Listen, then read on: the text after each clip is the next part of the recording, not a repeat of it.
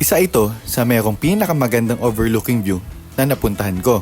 Kitang-kita mo ang kahabaan ng Metro Manila at ng mga katabi nito. Perfect na lugar kung saan pwede kang mag-chill habang ni-enjoy ang view. Dagdag mo pa ang malamig na klima dahil sa panahon ngayon. Paglapag mo dito, para bang mawawala saglit yung mga problema mo. Kasi chill and cozy yung paligid, walang maingay. Meron din sila dito mga affordable na pagkain. Para perfect yung moment. Tara, samahan nyo na naman ako. Sasabihin ko sa inyo kung saan ito matatagpuan dito sa Taytay Rizal.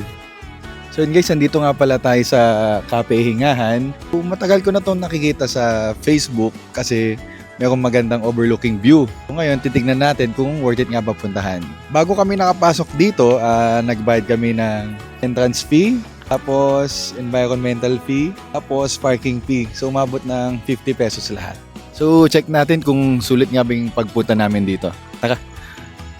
So pagkadating mo dito, madami kang pwedeng pagpilian ng mga pagkain. Affordable ang pagkain dito. Siguro mag-budget kayo ng 200 pesos per head. Busog ka na yan, pwede na. Maganda ang view dito, napaka-solid. Tamang-tama yung pwesto ng mga upuan para makita mo yung city lights. Kitang-kita mo ang mga ilang bahay at building sa Metro Manila na may mga ilaw. Kahit nakikita ko na to sa online, iba yung pakiramdam pag nandito ka na. Parang may kasamang fulfillment para sa kanilang kape ay pwede na. Ang in-order ko nga pala dito ay French vanilla. Okay naman yung lasa. Walang sobra, walang kulang. Tama lang yung timpla. Sinubukan din namin ang kanilang overload na fried noodles. May mga kasamang siomay ito, itlog, kikiam at iba pa. Unang tingin mo ay parang onti, pero hindi pala. Nakakabusog siya dahil madaming fried noodles. Tapos samahan mo pa ng iba't ibang klase ng siomay. Perfect timing ang pagpunta namin dito kasi hindi umuulan. Maganda ang lugar, tahimik, walang amoy, payapa, parang gusto ng lahat na nandito, i-enjoy lang talaga yung view habang kumakain at nagwekwentuhan. Pamilya, magbabarkada, magpartner,